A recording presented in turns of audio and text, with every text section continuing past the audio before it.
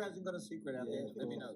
Pasali sensationally resigned as mayor while donning a hospital gown and slippers, citing health issues. The 69-year-old pleaded guilty to charges including sexual assault and official corruption. He was jailed for extortion last year after posing as a private investigator and demanding thousands of dollars from the ex-boyfriend of a Chinese escort he'd been seeing. He also admitted to sexually assaulting a woman in his mayoral chambers, with the prosecution saying the woman was unsure how to react to his persistent advances. Pasali last month pleaded guilty to a string of other charges, including fraud, perjury and receipt of secret commission. I'm the most investigated politician in this country, but I can tell you, every time I've come out shining. They need to be forever vigilant that this never occurs again. The fact is, the political attacks from the LNP mayor of Ipswich don't amount to political advocacy, it's political aggression. I'll just give you a warning there, Councillor Antoniolli. Let's give you a warning there on just keep your points to the point of the matter. I am, Mayor. You are putting some opinion there, and I'm speaking, so don't overspeak me. As the chair, I am the chair. I'm warning you. Do not overspeak the chair. Then make your point, please, Mayor. Did I not state that, Mayor? You did, but you've Thank you, then Mayor. cast aspersions since 2020. Yes, May I continue, Mayor? Thank you, Mayor. Thank you, Mayor. Yo, my name's Alyson Lewis. Welcome to my channel. Politics is my religion. I'm going to take you on an educational journey into politics with a focus on local government. Local government matters. It impacts upon your daily lives on a tangible, measurable basis because council manages the services that directly affect your home, your suburb, your roads, your parks, your amenities. Why do I care and why do I want you to care? What happened here in Ipswich with our council was no minor issue. In August 2018, an ALP state government enacted legislation to dismiss all councillors due to an integrity crisis and installed an administrator to manage council services until the 2020 elections. I was an unsuccessful candidate for Division 3 in 2020 and came fourth in that race of 12. And yep, I probably got donkey votes being at the top of that ballot, but hey, every single candidate in any election wants that coveted first spot too, for this same reason. My academic qualification includes local government law. In fact, my assignment for local government law was a case study on local government corruption, and I'll be generous and give you 3 guesses which council I chose as my case study. My goal is to provide residents the opportunity to form a more rounded view of their local politicians. What happens in those chambers matters, guys. That's where you'll see what they're really made of, what their motivations are, what their intentions are, the quality of their representation. And their votes around that table matters because they're the votes that affect how council does their council-y things. The truth matters and responsibility matters. I hope you enjoy this very quick introduction to the players in this Game of Thrones. I'll cover them in more detail where I will analyse their political integrity, ethics and history. Like I said, politics is my religion, so let's preach. Introducing Shayne, No Ministry, Neumann. Shayne seems to make a few questionable decisions to say the least, but having a double DV murderer supporting his recent federal election campaign, as published in multiple media outlets, probably takes the cake for me. He also writes not 1, but 3 letters of support to stop the deportation of a convicted murderer. I don't think it's much of an ask to expect that none of our politicians sign their name on letters of support to stop the deportation of convicted murderers. The irony of this is that he shadowed immigration and border protection. Shayne, No Ministry Neumann, loves to play Gabby Get Along with the community, having thrown a wobbly over a wreath and upsetting a veteran. And then there's the battle with the trades hall, where they'd like him to pay his rent for using it as a storage unit for his election materials, and it doesn't appear as if Shayne is too keen on that. In a plot twist everybody saw coming, 2 members of the Trades Hall Board were Jacob Madsen and a Shayne Neumann staffer. Shayne No Ministry Neumann definitely needs a dedicated analysis of his stellar advocacy for Blair for nearly 20 years. I know. Me too. Meet Wendy Bourne. Unfortunately for Wendy Bourne, her first time as member for Ipswich West has been marred with the same scandal involving Shayne No Ministry Neumann and her selfie with a convicted murderer. But it wasn't until the media published articles about his crimes that, according to their published content, Wendy deleted her selfie. You know, because apparently she didn't know that he was a murdery bloke. Shh. If you listen closely, you can hear people being thrown under the bus. When I tried to post this to City Watch, keeping Ipswich safe, the apparently politically neutral admins, who are actually heavily ALP aligned, didn't think it was worthy of community exposure, and they banned me. So beware, Ipswich. It's not a stretch to consider the possibility that the ALP are using this group in particular to filter political news that only suits their agenda. Next, let's meet Jennifer Howard. The report, Operation Windage, found, and I quote, that the ratepayers of that community were not well served by council members they had elected and employees whose salaries they paid. It found evidence of a wide spectrum of governance and integrity failures, from inappropriate workplace interactions and consistent breaches of policy to evidence of serious criminal offences, including official corruption. She seems to get along with the Mayor of Ipswich, so that's a good start. Lucky Bundamba gets Lance McCallum. Lance is an ex-electrical union official, now the Shadow Minister for Energy. It's surprisingly difficult to find any information on Lance's ties to the region he represents. I'm not even sure he's ever lived in Ipswich or lives here now. Does anyone know? And if not, why on earth would the ALP parachute someone in with zero association to the area he represents? Was there no one else locally that they could have put forward? It's interesting that an ex-electrical union official is now Shadow Minister for Energy. That's a bit too convenient for me for a union-led political party, and we've all heard what the CFMEU has been like. The Mayor of Ipswich is Teresa Harding. She won the mayoralty in 2020 and again in 2024. I see a lot of really unwarranted criticism and blame placed on the Mayor for unpopular council decisions. To those of you who heavily criticise the Mayor for her 1 vote out of 9, just a warning, your criticisms aren't going to age well when I start to analyse those council meetings. Meet Division 1's Pye Augustine. Pye ran unsuccessfully in 2020 but was successful in 2024. Pye was recently shat all over by most of the councillors in the May Ordinary Council meeting, and we'll get to that. Pye is the first councillor that I've heard speak from the heart in those chambers. Her public speaking has also greatly improved since she was first elected. So far, Pye has proved that she is hard-working, dedicated, and more importantly, listens to the community. I don't want it to get too petty or personal on anything. Ipswich is home for an increasingly diverse population. The city currently has more than 22,000 residents who speak a language from another other than English, and is a home to migrants from 163 countries of origin and over 152 different languages. Ooh, I don't think you said that, Jacob. I don't want it to get too petty or personal on anything. Why do I call Mr. Madsen juggling jobs Jacob?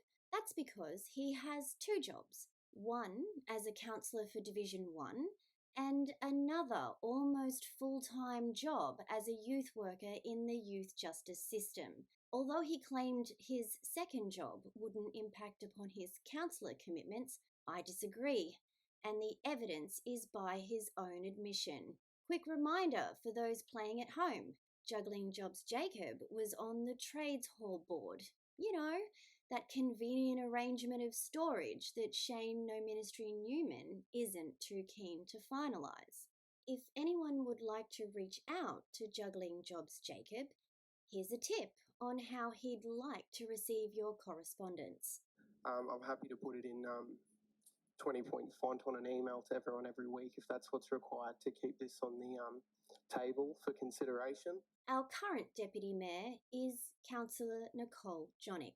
She's a busy woman, managing motherhood with her responsibilities as a councillor and also having a gig on local radio with ex-councillor David Cullen, whose resignation triggered the Division 4 by-election that saw David Martin elected. We cannot erase history by unethical behaviour. First and foremost, we must have integrity. There was an interesting occurrence last year where the cops showed up to my election teammate's home, seeking information from him about an alleged threat involving Nicole Jonic. I hope that whatever that was has been neutralised for her, because I can't imagine receiving threats is very fun, especially when there are children in the home. So, I hope her and her family are safe from whatever that was. Threats are not cool and are very cowardly. Everyone has the right to feel safe. Paul Tully's longevity as a councillor has certainly earned him the nickname Paul Teflon Tully. Important questions for one of the country's longest-serving councillors. There was a private jet that the four of you took for $27,000 to go around Europe. Is that justified? Well, look, I don't have those records. I've never seen those records, so I'll have to get them to be able to come back to you.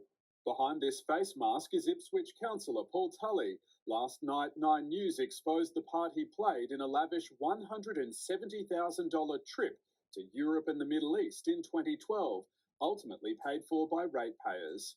Do you remember taking that chartered jet? Look, what I remember is going on a trip overseas, 2 trips overseas. I don't have these records, so I'm not in a position to comment on any individual matters. You must remember taking a helicopter to the top of a hotel, though. Look, we're talking about, 14 years ago? You accost me at 6 o'clock in the morning, so, it's not a very easy thing to remember, back 14, years ago.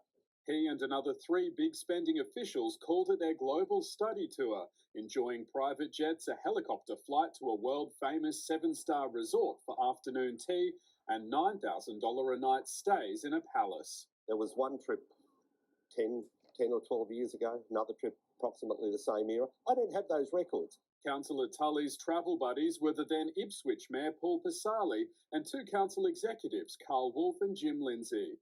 Now, after 10 years of covering their tracks, 9 News can expose this ratepayer-funded scandal after uncovering documents from a Crime and Corruption Commission investigation. Before heading over to the US in 2010, the group generously gave themselves spending money of nearly $14,000.